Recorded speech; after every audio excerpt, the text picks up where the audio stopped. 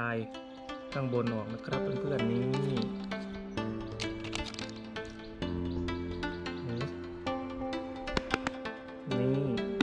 โอ้โหเหมือนของใหม่เลยนะครับเพื่อนๆกราบสวัสดีท่านผู้ชมทุกท่านพบกับผมบ๊อบบี้โมดิฟายในคลิปนี้ผมก็จะพาเพื่อนๆนะครับมาทำการซ่อมเรือนไมค์ของ Honda Wave 125นะครับคันนี้นะครับไมค์ดิจิตอลของเกจวัดน้ำมันนะครับไม่ขึ้นนะครับแล้วก็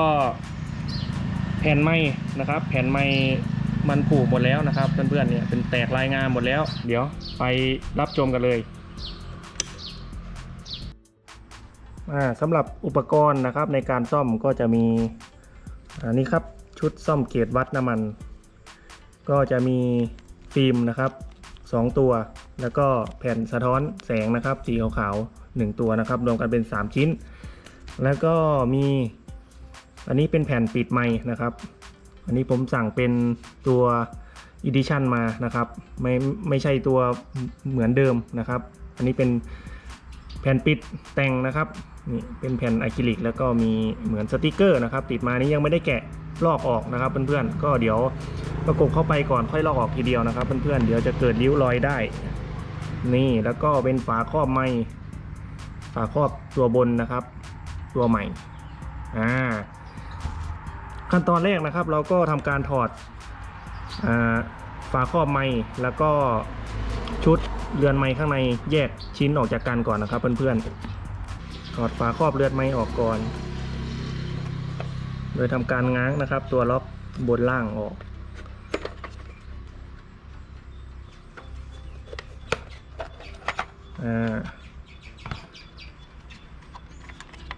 แล้วก็ถอดน็อต3ตัวนะครับ1 2 3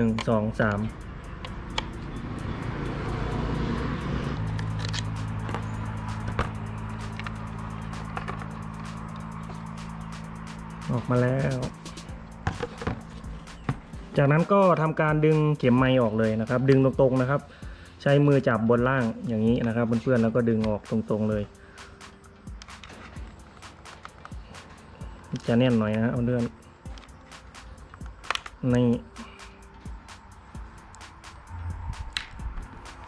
แล้วก็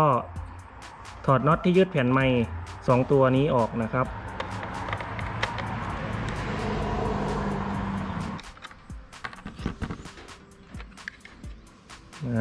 นี่จากนั้นก็ทำการเอาตัวประกบเกจวัดน้ำมันนะครับเนี่ยตัวที่เป็นเงานี้นะครับเนี่ยง้างออกนี่จากนั้นก็หยิบเป็นแผ่นกระจกนะครับใสตัวนี้นะครับตัวที่มันเสียมันจะเป็นแผ่นฟิล์มนะครับเป็นแผ่นฟิล์มไหม้เลยนะครับอันนี้ผมทำความสะอาดแล้วเป็นที่เรียบร้อยนะครับแล้วก็จะพาเพื่อนมาทำการติดฟิล์มกันนะครับ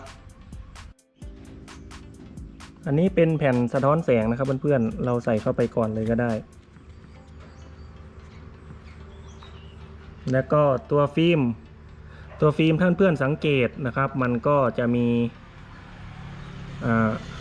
ขนาดไม่เท่ากันนะครับเนี่ยเป็นแผ่นฟิล์มเป็นแผ่นกระจก2แผ่นแปะเข้าด้วยกันนะครับเนี่ยมันจะมีรอยบักอยู่นะครับเนี่ยตรงนี้ให้เอาด้านเล็กนะครับด้านที่เป็นรอยบักคว่ำลงอย่างนี้นะครับเพื่อนๆแล้วก็ตัวฟิล์มแผ่นเล็กนะครับติดเข้ากับด้านล่างแผ่นใหญ่ติดเข้ากับด้านบนแล้วก็ทำการประกบเข้าไป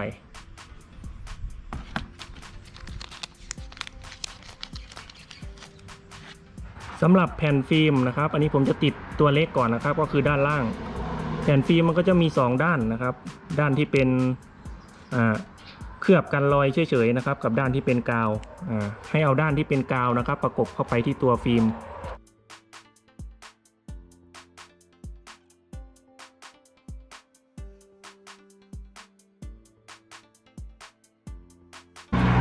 เสร็จแล้วอันนี้มันมีส่วนเกินออกมานะครับเราก็ตัดออกอันนี้ผมตัดออกแล้วนะครับเพื่อนๆก็สามารถใช้กรรไกรตัดออกได้เลยเสร็จแล้วผมก็จะลอกฟิล์มนะครับ ฟิล์มกันลายออกนี่ทำการรีดก่อนนะครับเพื่อนๆรีดให้มันสนิทลอกฟิล์มกันลายออกเลยนี่จากนั้นนะครับก็มาติดฟิล์มตัวใหญ่กันนะครับเพื่อนๆอันนี้เขาให้มาเกินเยอะมากเลยนะครับเพื่อนๆเพื่อนๆจะตัดก่อนหรือว่าจะตัดทีหลังก็ได้นะครับแต่ผมว่าผมจะตัดก่อนดีกว่าเสร็จแล้วก็ทำการประกบแผ่นกระจกเข้าไปบริเวณเดิมนะครับนี่ให้มันแนบสนิทจากนั้นก็ใส่ตัวครอบนะครับล็อกกระจกเกจวัดน้ำมันเข้าไปนะครับเพื่อนๆให้ดังแกรกนะครับนี่เสร็จแล้วนะครับเดี๋ยวเรายังไม่ประกอบนะครับเดี๋ยวจะไปเสียบกับตัวรถทดสอบดูก่อนว่ามันมีตัวเลขไม่ขึ้นหรือเปล่านะครับเดี๋ยวมาทำการทดสอบกันนะครับเพื่อนๆก่อนที่เราจะประกอบเข้าไปก็ต้องมาทดสอบก่อนเดี๋ยวจะเสียเวลาหรือตอนนี้เกจวัดน้ำมันนะครับขึ้นแล้วเลขไม่ขึ้นแล้วแต่ว่าเกจวัดน้ำมันนะครับระดับน้ำมันผมไม่ได้ต่อไว้นะครับมันก็จะไม่ขึ้นนะครับถ้าขึ้นอย่างนี้ก็ทำการประกอบได้เลยนะครับก็ประกบตัวเรือนไม้หลักนะครับเข้ากับฝาครอบด้านล่างแล้วก็ทำการขันน็อตยึดนะครับ3ตัว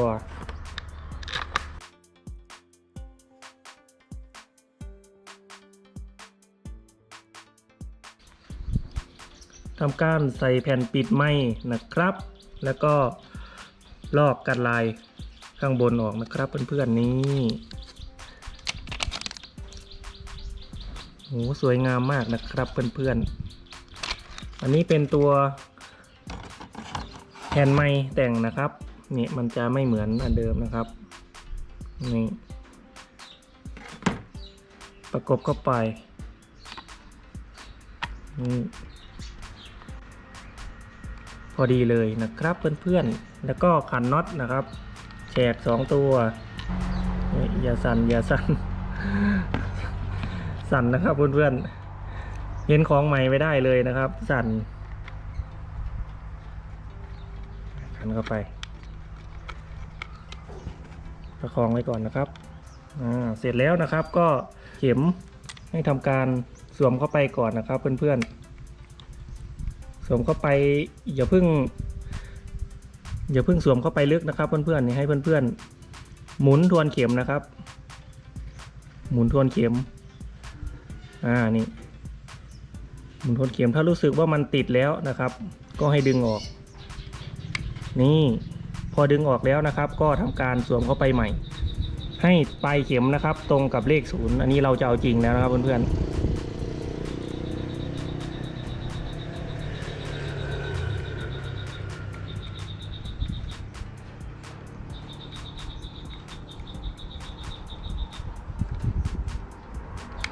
ให้ปลายเข็มตรงกับเลข0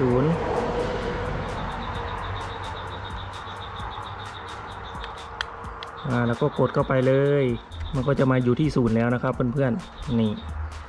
เสร็จแล้วก็ใส่ฝาครอบตัวใหม่เข้าไป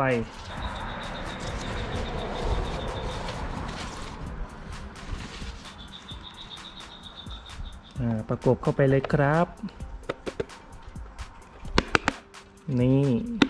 โอ้โห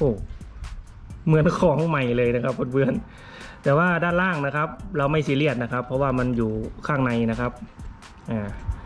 ก็จะมีแค่ข้างบนนะครับที่เราซีเรียสหน่อยนะครับเพื่อนๆเดี๋ยวไปเสียบดูที่ตัวรถก่อนนะครับเกณฑ์วัดน้ำมันขึ้นแล้วนะครับเพื่อนๆแต่ว่า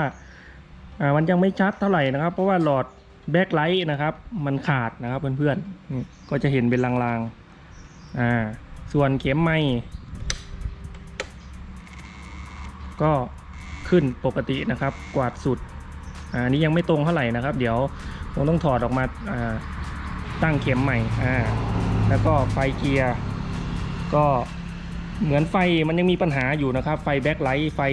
เกียร์สถานะนะครับสำหรับคลิปหน้านะครับผมก็จะพาเพื่อนๆมาเปลี่ยนหลอดไฟต่างๆของเรือนไม้ Honda Wave 125 SR หรือว่าอาจจะเป็นรุ่นอื่นๆนะครับที่ใช้หลอดแสดงสถานะไฟเกียร์หรือว่าไฟแบ็คไลท์เป็นหลอด LED นะครับก็ฝากติดตามรับชมกันด้วยนะครับ